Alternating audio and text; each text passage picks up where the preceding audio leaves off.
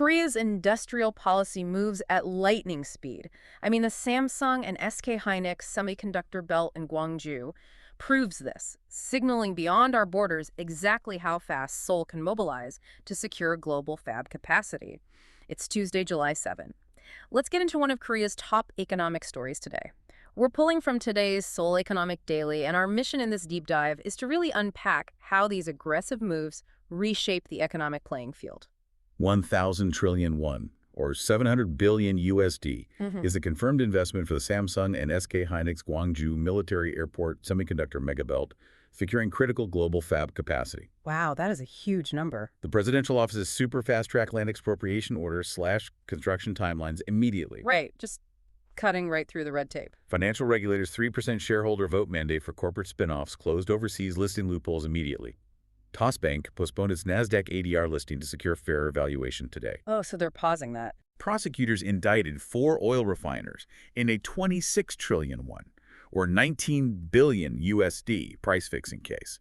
14.2 trillion won, or 10 billion USD, is the single company charge within that antitrust indictment, marking the largest penalty ever levied against one firm. Okay, hold on. I need to jump in here because I'm a bit confused.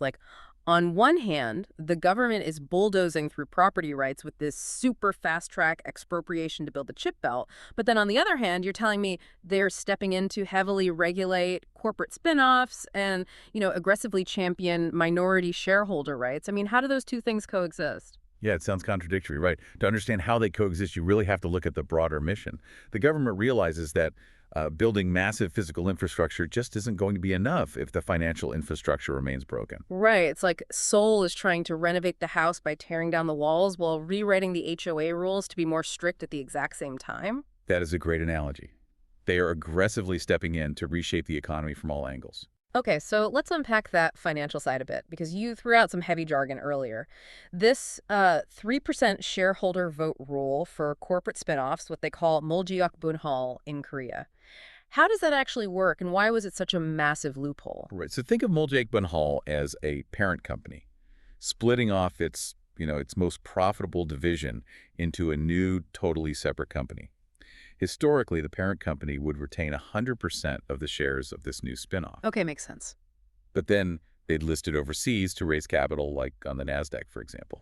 And the minority shareholders of the original parent company were basically left holding the bag. Oh, I see. Because they owned shares in the parent, but they had zero direct claim on the shiny new, highly profitable spinoff. You nailed it. The parent company essentially hoards the control and the profits, completely bypassing the smaller investors. Wow. So by capping the voting power at 3% for these spinoffs, regulators are basically stopping parent companies from ignoring the little guy. They were forcing them to actually listen to minority shareholders. Precisely. It democratizes the voting power and stops companies from exploiting these structures just to enrich the largest stakeholders. And when you look at Bank delaying its Nasdaq ADR listing, which is essentially an American depository receipt that lets foreign companies trade on U.S. stock exchanges, it really shows companies are now pausing. They want to make sure they get a fair valuation without relying on those old unfair loopholes, right? Exactly. The governance cleanup is very real. And then you have the oil refiners getting hit. Right. A 26 trillion won, or 19 billion USD price-fixing case is just staggering. It is massive. To put that single company charge into perspective, one firm was hit with 14.2 trillion won, or 10 billion USD. That demonstrates regulators aren't just nudging companies, they are dropping the hammer on anti-competitive behavior in legacy industries to clear the way for fairer markets. Which brings us to the core question you really have to be asking. Is this a structural shift or just short-term noise? The 1,000 trillion won, or 700 billion USD, chip belt proves this is a structural acceleration of Korea's industrial policy. The 3% spinoff rule and the refiner indictments show regulators are aggressively cleaning up both new and legacy industries across #CoSPI.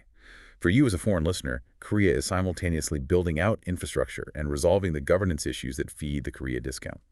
If Seoul can overhaul its physical landscape and its corporate governance at this speed, you really have to wonder what happens to global tech dominance when the Korea discount completely disappears.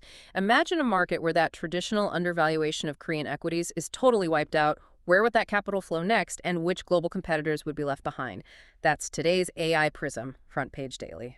This episode was produced with AI assistance based on Seoul Economic Daily reporting and reviewed by a human editor. AI PRISM is a one IFRA award-winning series. We'll be back tomorrow.